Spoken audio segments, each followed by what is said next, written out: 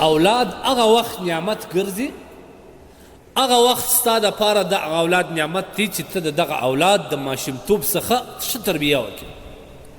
همیشه موږ خلکو ته وایو چې اولاد دپاره لویه مدرسه، غټه مدرسه چې کوم ده هغه د مور او د پلار غېږ ده.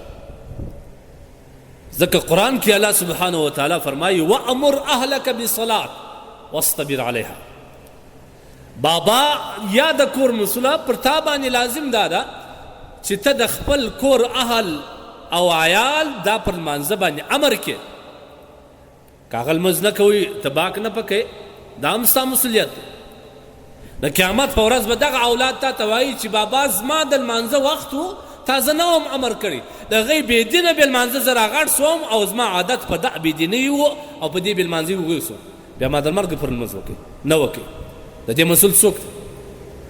حدیث کې راځي نبی کریم صلی الله علیه وسلم روایت دی، دا روایت ابن عمر رضی الله تعالی عنہ نقل کر دی، متفق علیه روایت دی. نبی علیہ الصلوۃ والسلام فرمائے کلکم راع وکلکم مسئول عن رعیته. پتاسو کې هر یو دا یو شپانه یاست او د هر یو څخه د خپل ماتح په باره کې د قیامت ورځ پوښتنه کوي. دلته د مسئول کس مشابهت نبی علیه الصلوۃ والسلام د یو شپانه سره ورکړ، لکه څنګه چې د یو شپانه سره د ډیرو انسانانو مال او بزې او پسونه ورسره دي او دته یې باقاعده تنخواه او معاش ایښی دی. که چیرې دغه شپانه د دې رمې ښه حفاظت او ساتنه د هر لوري نه وکړي، هم به د لیو څه کوي، هم به داسې ځایو څه راګرځي که چیرې دا رایله سو یا پښه یې ماته نه سي یا مرداره نه سي یا بله نه سي. دا د شپانه مسؤلیت دی. کله چې رمه راسي د هر د رمې مالک چې کوم دی هغه پر د خپل مال باندې ګرځي، که مال عیبجن و فورا د شپانه څه پوښتنه کوي ولې یا ورک هم ورته وایي زما پلانکی حیوان چیرې دی؟ جواب به د شپانه وایي. دا د کور مسؤل یا د بچانو پلار یا د کورنۍ او د فامیل مشر دا د دغه شپانه حیثیت لري. د قیامت په ورځ به د ده ماتح د ده بیبیګانې د ده اولاده د ده لمسیان د دې ټولو پوښتنه به د دغه مشر او د کور د مشر څه کېږي. دا د نبي علیه الصلوۃ والسلام روایت. ځکه هر یو د خپل رعایت مطابق مسؤول دی. که بادشاه دی د هغه څخه به د خپل رعایاو پوښتنه کېږي، او که چیرې خاوند دی د هغه څخه به د خپل بیبي یا د هغه رقم د خپل اولادو پوښتنه به د قیامت په ورځ الله سبحانه وتعالی ځنې کوي. که خادمان لري او د مالک دی د دغه مالک څخه به د خپل خادمانو غلامانو پوښتنه کېږي چې تاسو سره څنګه رویه کول. ورې د اولاد ډېر ښه روزنه غواړي. بدبختانه به ووایو موږ نن د اولاد روزنه چې کوم ده په خپله په لوی لاس خرابه کړې. د اولاد روزنه موږ په ټلیفون باندې کوو چې راغلی دی پلار دغه ماشوم ته ټلیفون په لاس واکړي. ګوره دا رقم دی لکه په خپل لاس ماشوم ته زهر ورکوه. دا ستا شفقت نه دی بابا، دا ستا د دې ماشوم سره ظلم دی، دا ستا د دغه ماشوم سره یو قسم غټ جبر دی چې ته ورسره کوې، جفا ده ورسره کوې، والله که به شی. او دا واورئ نبي علیه السلام وایي لیس منا من لم یرحم صغیرنا. زما د امت څخه نه دی چې زما د امت پر ماشومانو نه ورحمه دی. رحم یوازې دا نه دی چې پر سر لاس وتړي، رحم یوازې دا نه دی چې دته پیسې ورکړه، رحم یوازې دا نه دی چې په نس یې موړ کړه، دا ټول رحم دی. لیکن در ټولو بهترین رحم دا دی چې د دغه ماشوم ښه تربیه وکړه.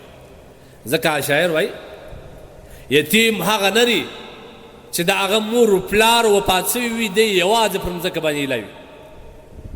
یتیم هغه دی چې مور و پلار ژوندي وي او دی بې تربیې په معاشره کې لوی سي، دا در ټولو غټ یتیم. ځکه د مور و پلار غېږ د ده لپاره مدرسه وه، هغه مدرسه د ده لپاره بنده وه، دی د هغه مدرسې څخه اخراج سوی و پر بله لار باندې تللی.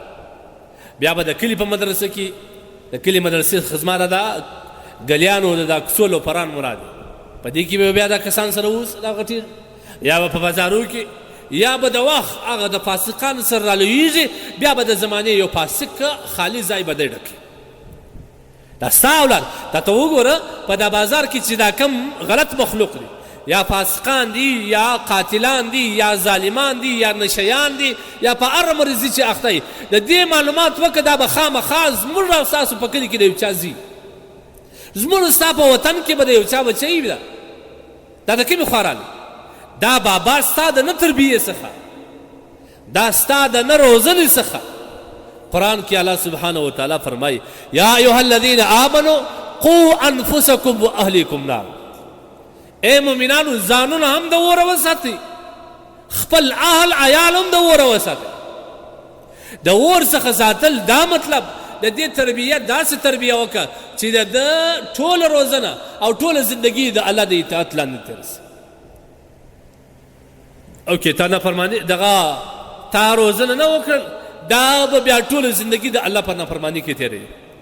او دا څومره لوی مسؤلیت، دا د چا مسؤلیت؟ یو سړی وایي دا نن سبا خو د کور مشران دا وایي دا پر ما مشر دی، دا زما په خوله نه کوي. زه تا ته یو مثال درکوم، ته پلار یې، ته پر دا خپل اولاد باندې رحم لرې. دلته په دنیا کې د دنیا اور د آخرت او د جهنم د اور په مقابله کې هېڅ شی نه دی. دا یو سکروټه ده د رحمت په اوبو پرېمنځل سوې ده راغلې ده. د دې څه حال دی؟ تاسو یې ځای لیدلی چې اور اخیستي؟ څومره ګرمایش لري. که ستا زوی یا ستا بچی یا ستا لمسی یا ستا د کور یو وګړی، ستا د کور یو وګړی اور بل وي، دی اور ته روان وي، ته خالي په دې قول باندې اکتفا کوې، په دغه راګرځېدو باندې ته اکتفا کوې چې زویه مور ځه مور ځه مور ځه، دی روان وي، بس ته په دغه باندې پرېږدې. خو زه ورزغلې خلکو ته وایه چې دا زما زوی را وګرځوئ، دا په اور باندې ځان سوځوي، دا ځان غلا کوي، دا ځان مړ کوي، خپله هم سزغلې د الله سره کشې کالي پر سره، او د نورو خلکو څه هم د راګرځېدو دپاره مدد غواړي، هغه هم د لاسو د پښو کشوي او د دې اوره بچوي. نو بیا تا دته ظاهري ژوند او حیات ورکړي. لیکن که غواړې چې خپل بچي ته ابدي او حقیقي او اخروي حیات ورکړي، هغه په دا خبره باندې ته نه خلاصېږي چې ما ورته ویل چې مه کوه دا یې کوي، نو زه څه په وکړم؟ دغه رقم بیا راکشې لکه ته چې د ظاهري اور سره کشې، دغه رقم بیا د الله سره کشې، دا رقم به د بل چا مدد غواړې، د کلي د مشر مدد به غواړې، د کلي د عالم مدد به غواړې، دی چې د چا څخه خار خوري، د چا خبر پر چلېږي، د هغه مدد به غواړې، دا خپل اولاد به راګرځي.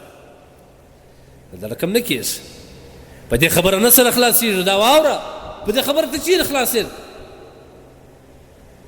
دا ستا اولاد په اور باندې ځان ګړي ته نه پرېږدې، او نو په دې بیا څنګه پرېږدې؟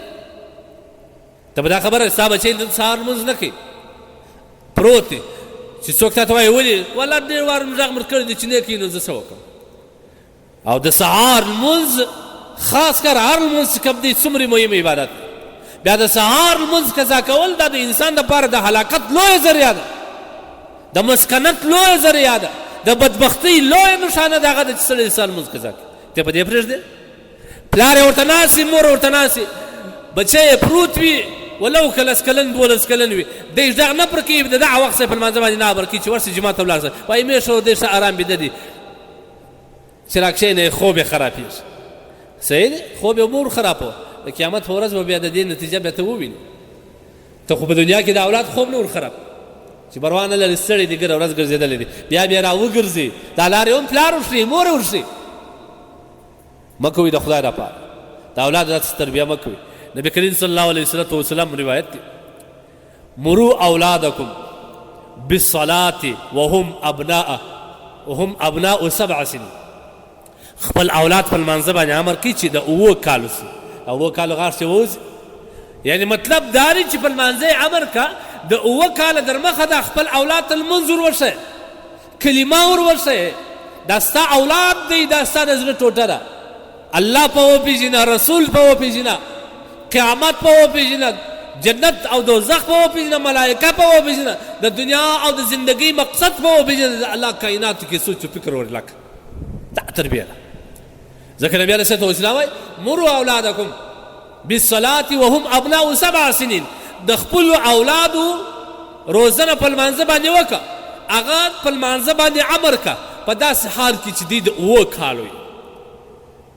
لمانځه ته بیایه چې راځه لمانځه ته، جماعت ته راځه که نجلۍ وي لمانځه ته پورته کوه مور ته یې ووایي چې دا به بې لمانځه پرې نږدې په هر وخت په لمانځه باندې پر ده غږ کوه او نبي علیه الصلاه والسلام وایي واضربوهم علیها پر دغه لمانځه باندې ووه کله چې دوی د لس کاله سي او د دوی په بسترو کې جلاوالې راوله کله کله د ماشومان مور و پلار په یو غټ ځای کې بیده کوي تلتک په راکش کې کله چې د لس کاله واوښتل بیا اجازه نشته بیا به د هر یوه دپاره جلا جلا خپل بستر جوړوي جلا جلا به بیده دا د اسلام روزنه ده تاسو وګورئ نبي علیه الصلاه والسلام د خپل مسجد څنګه روزنه کوي دا زموږ دپاره د تعلیم یو لوی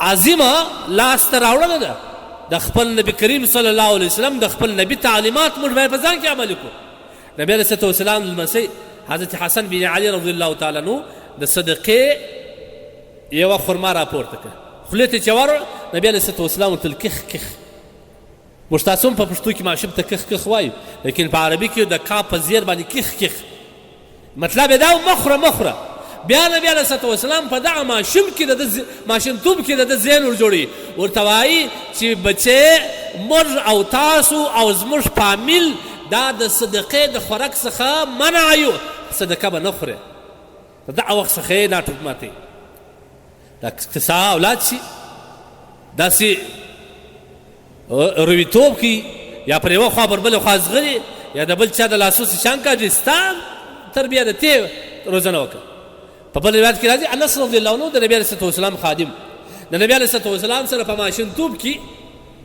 ورسره و د ډېر وخت څخه نبي علیه الصلاه والسلام سره پر ډوډۍ باندې ناست یو وار د دې کاسې کې د دې ځای خوراک وکړي بیا د دې ځای وکړي بیا د دې ځای نبي علیه الصلاه والسلام یې د لاس ونیو چې بچې دا رقم نه دا بدکار دی د خپل مخ څخه د خپل ځای څخه خوراک کوه دا د خوراک آداب دي څومره لویه خبره تاسو زموږ ماشومانو په خوراک کې څومره بې ترتیبه مخته دا روزنه ټول د مور و پلار مسؤلیت دی زه وایم نبي علیه الصلاه والسلام فرمایي کله چې انسان مړ سي عملنامه یې بند سي عملنامه یې مکمل بند سي هېڅ شی نه لیکن درې کسان نیکبخته دا رقم دي چې د مرګه ما بعد هم د آخرت په اکاونټ کې د ده نیکیانې جمع کېږي یو د هغه څخه هغه پلار دی چې درشا یې نیک او صالح زوی پرېښی نیک او صالح زوی پرېښی او هغه د ده ښه روزنه کوي هغه د ده ښه روزنه کوي دا مهم خبره ده